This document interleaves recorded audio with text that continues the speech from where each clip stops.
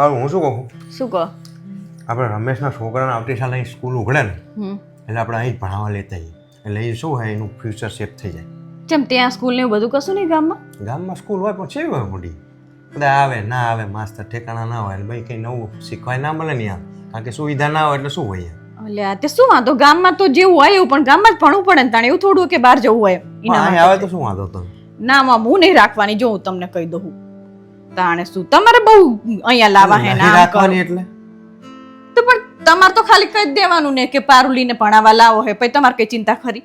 એટલે તારે શું કરવાનું એનું શું કરવાનું થાય શું કરવાનું થાય એ 9મા ધોરણમાં ભણતું છોકરું હોય 8મા 9મા ભણતું છોકરું એને તારે કરવાનું શું હોય સવારે સ્કૂલ જતો રહે આજે ટ્યુશનમાં જાય રાતે આવે પાછું કશું નહીં ઘણા કામ હોય એમના કે એટલા જ કામ ના હોય કે વાત કરો શું કરવાનું શું થાય તારે એનું શું કામ કરવાનું થાય હા એટલે તમે જે વાત કરો હોય એ ટાઈમે જાય તાણ મારીને નાસ્તો કરી આપવો પડે એને શું કહેવાય એના કપડાં ધોવા પડે ઈમાનીનું નહીં કરતી ઈમાનીનું કરે એના ભેગું એનું કરી નાખવાનું તો ઈમાની બે ભાઈબંધ એક સંગાતે એક સ્કૂલમાં જતા રહેશે એક્ટિવા લઈને બે જણા એમાં શું તને તકલીફ છે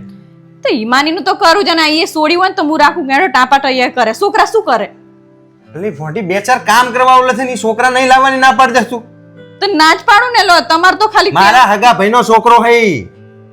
તે શું થઈ ગયું તે તમારા હગા ભાઈનો છોકરો હોય તો ચમ આયા મોટા મારા હગા ભાઈનો હવે છોકરો આ જ રીતે હું ભણ્યો હું મારા મોટા પપ્પાના છોકરાને તા હું અમદાવાદ જાણે ભણવા જતો ને તાર મોટા પપ્પાને ત્યાં જ રહેતો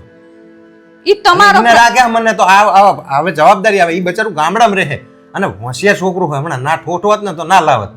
પણ મને એવું થાય કે સારું આટલું બધું હોશિયાર છોકરું હોય ગામમાં રહે ને ચેક બગડી જશે એના કરતાં અહીં આવે હિમાની હંગા સ્કૂલમાં જાય ને તો હિમાની ધ્યાન રાખે ને સ્કૂલે હારી આપણી એટલે એનું ફ્યુચર બ્રાઇટ થઈ જાય એટલે હોશિયાર હોય એટલે મારે હેરાન થવાનું અહીંયા પણ શું તારે હેરાન થવાનું યાર એના કામ હું કરી નાખીશ બસ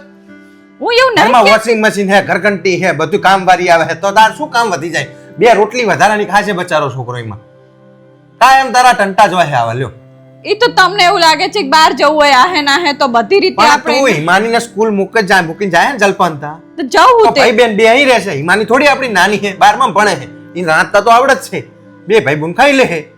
તમે તો ભણો એમ તું તારા નન્નો જ કરતી મોટી ઘરમાં એમ આમ સામે બત ભરીને ના આવે છોકરો કે મોટી બાના ઘરે જવાનું થયું કોઈ દાડો તારું મોઢું સારું નહીં હોય વિચારો સારા નહીં તારા લ્યો પરિવાર હે તો પરિવારનું આમ પ્રગતિ થાય ને એવું વિચારવાનું તને તકલીફ હે એમાં બે રોટલી ચાર રોટલી વધારે ખાશે અથવા એ છોકરો આપણા ઘરમાં મોટો થાય તો ફ્યુચરમાં કંઈક બનશે તો એ યાદ કરશે કે મોટી બાઈ રાખ્યો તો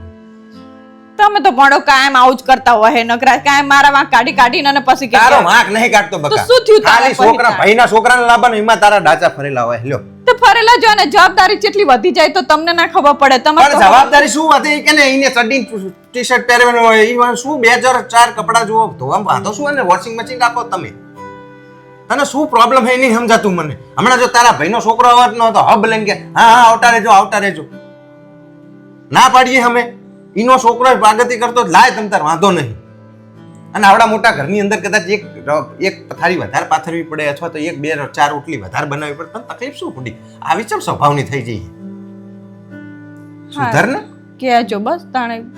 તારે હરખીને કે તારે ફોન કરીને કહેવાનું રમેશને કે ભાઈ તમે મોકલી દેજો છોકરાને એટલે એને સારું લાગે બચારાને કે મારી ભાભી હારી